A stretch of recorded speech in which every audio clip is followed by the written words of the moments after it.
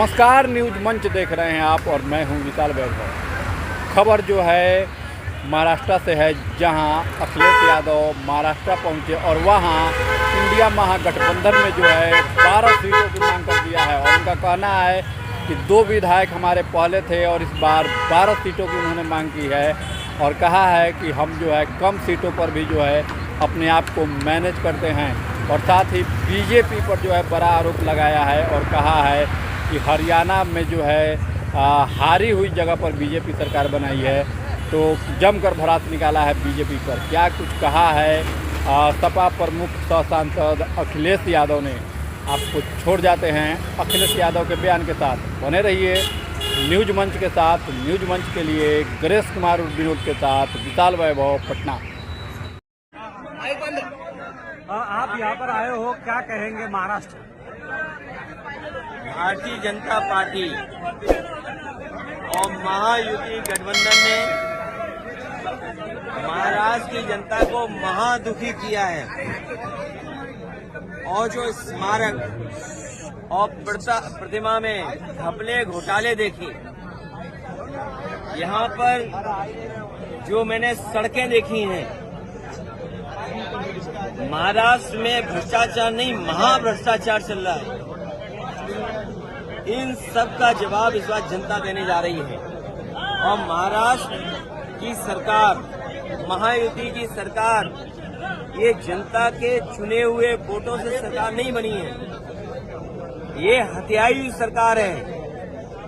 दबाव बना के, खोखा दे करके और लोगों को डरा करके सरकार बनी है। लोगों की जांच करके, लोगों को डरा करके, खोखा दे करके ये सरकार इन्होंने बनाई है। महाराष्ट्र की सरकार तो जाएगी जाएगी बीजेपी की। महाराष्ट्र के साथ दिल्ली की सरकार भी नहीं बचेगी। दिल्ली की सरकार भी जाने का काम होगा, क्योंकि दिल्ली की भी सरकार पूरे सहयोग और समर्थन वाली सरकार नहीं है। इसलिए महाराष्ट्र का ऐतिहासिक चुनाव होने जा रहा है। समाजवादी पार्टी का संगठन है। हमारी पार्टी के प्रदेश के अध्यक्ष अबू आसिम आजमी साहब पहले से विधायक रहेंगे, राज्यसभा मेंबर रहे हैं। हमारी पार्टी का रईस एक विधायक है, 2 विधायक हैं हमारे। और जहां जहां संगठन है, और आज हम इरशाद जागीरदार के कार्यक्रम में शामिल हुए हैं, ये लगातार जनता की सेवा कर रहे हैं, काम कर रहे हैं। हमें उम्मीद है कि हमारी पार्टी ने जो सीटें मांगी हैं, उन सीटों को शामिल होकर के हम लोग चुनाव लड़ेंगे। एनडीए में समाजवादी पार्टी ने 12 सीटें मांगी हैं, 2 विधायक हमारे हैं और हम वो लोग हैं जो कभी कभी कम सीटों पे भी संतुष्ट हो जाते हैं। कम से कम सम्मान की तरह जिस तरीके से समाजवादी लोग यहाँ तैयारी कर रहे हैं, इरशाद हैं। कल हम लोग मालेगांव थे, क्या ऐतिहासिक कार्यक्रम था। बारिश के बाद भी लोग हटे नहीं, गए नहीं। तो ऐसे तमाम सीटें हैं जिनकी जानकारी हमने दे दी। जहां पार्टी मजबूत है उनकी सीटें भी हमने घोषित कर दी। और एक बात मैं बताना चाहता हूं, मुझे तो ये बताया जाता था कि सबसे अच्छी सड़क महाराष्ट्र की है। कल मैं मालेगांव से लेकर के धुलिया आपके शहर तक आया हूं, मैं गड्ढे नहीं गिन पाया। ये टोल इसीलिए लेते हैं, लगता है गड्ढा भरने के लिए, लेकिन इस टोल से गड्ढा नहीं भरा जाता।